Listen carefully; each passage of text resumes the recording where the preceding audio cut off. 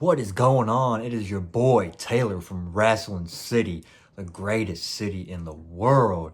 And today I am going to give you guys my 2024 Backlash review. I've finally given myself a couple days just to gather my thoughts on what I thought of the show overall. And yeah, that's pretty much it. So let's get right into it.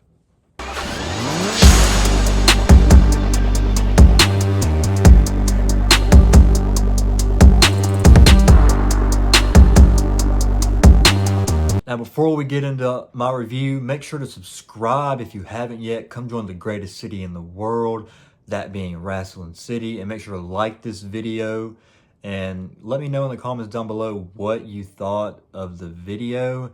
And if you want, you can go ahead and follow me on X. My user is at Wrestling City _. So I usually post a bunch during the weekly shows, Raw, SmackDown, and during the PLE. So yeah, follow me on there. And so we kicked off Backlash in what I think is probably the best way we could have kicked off the show. It was the tag team match between Randy Orton and Kevin Owens. They took on the Bloodline 2.0. And at first, this match started off with just a brawl, just how they ended things on SmackDown Friday night. I mean, Bill hadn't even rung yet, and they're just going after each other. And then out of nowhere, Nick Aldis comes out, and he tells everybody to stop what they're doing. And he announces that this match will now be a street fight. And rightfully so. I am so glad that they made this a street fight. It was... Man, I'd probably have to say it was my favorite match on the card, if I'm being honest. Now, we did have a pretty good main event, but man, I think this is the best way they could have started the show. And Tama Tonga, he really showed out in this match. I really enjoyed it. I mean, they were going at it. They had some table spots. They had an RKO on the table, on the announce table. They went through a table on the outside of the ring, and then Kevin Owens did a brain buster through some chairs, and then he goes for the cover, and then the referee gets pulled out of the ring. And what really surprised me is who pulled him out of the ring. It was Tama Tonga's brother, Tonga Loa. And I remember, weeks leading into this, the speculation was, oh, it's going to be Jacob Fatu. I even predicted that it'd be Jacob Fatu in our predictions video. But no, it was Tonga Loa, and that really surprised me because we haven't heard a single report about Tonga Loa coming to WWE. And there he was. He helped Tama Tonga, and Solo Sikoa to pick up the win. It's about time Solo Sikoa got a win. I mean, I think that was his first win since he beat John Cena back in that Saudi show. So good for them. It was a great show. For my letter grade, I'm gonna give it an A. A solid A is what I'd give that. Now, it was gonna be kind of hard for them to carry on the momentum from that tag team match, but I think they did just that. And the next match was the triple threat match for the Women's Championship. You had Bayley, Tiffany Stratton, and Naomi. This was a really fun match. The ending to this match really caught me off guard. I did predict in my predictions video that Bayley would win and that she would pin Naomi, and that's exactly what she did. Shout out to all three of those women. They absolutely killed it. And it'll be interesting to see what they do going forward for Bayley and her championship. If I had to guess, maybe a match between Tiffany Stratton just one-on-one.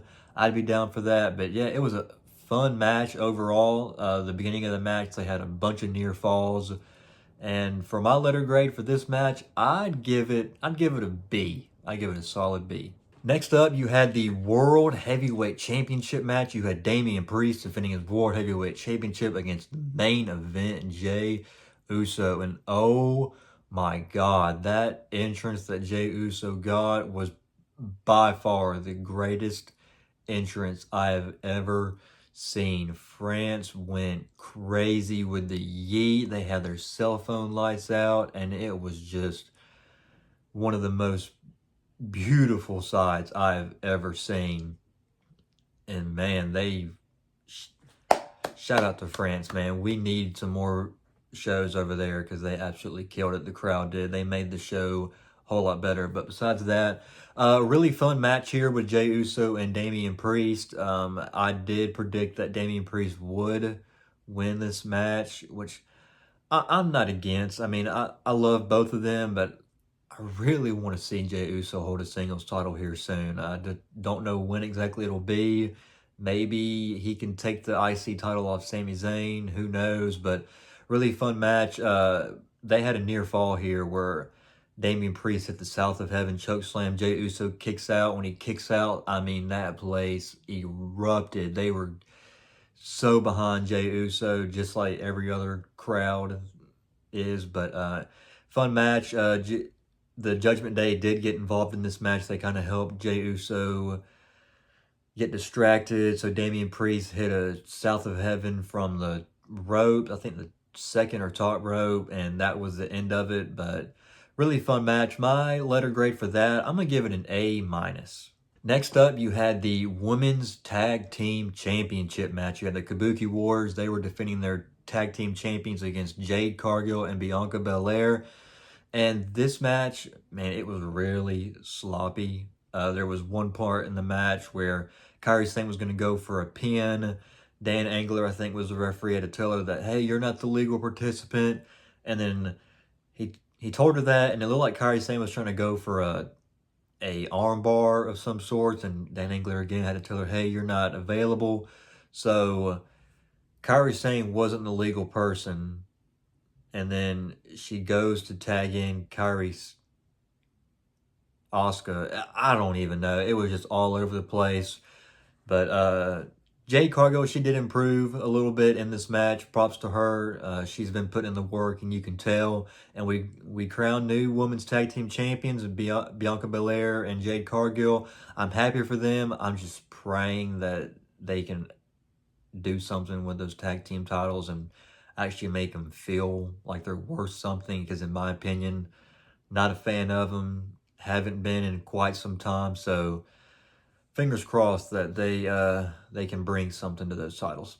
But for my letter grade, I'm going to give it a C. And that just leaves us with one more match to cover on our Backlash review, and that was the main event. You had Cody Rhodes defending his WWE Undisputed title against AJ Styles. And like I said in my predictions video, this match was going to be a classic, and that's exactly what it was. An all-time classic, in my opinion. What, I wouldn't say all-time classic, but it was one of the better matches that we've seen between these two.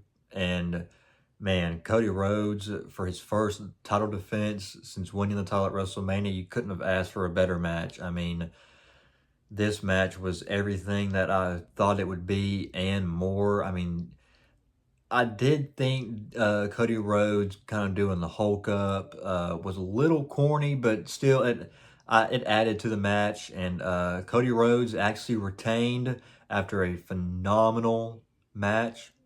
See what I did there? Oh, well.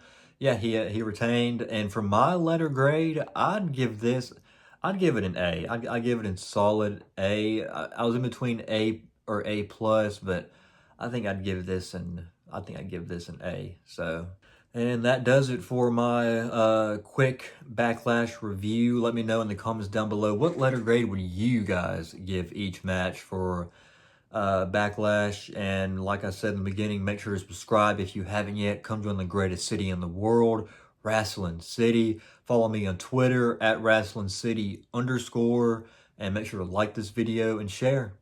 And we'll see you guys next time.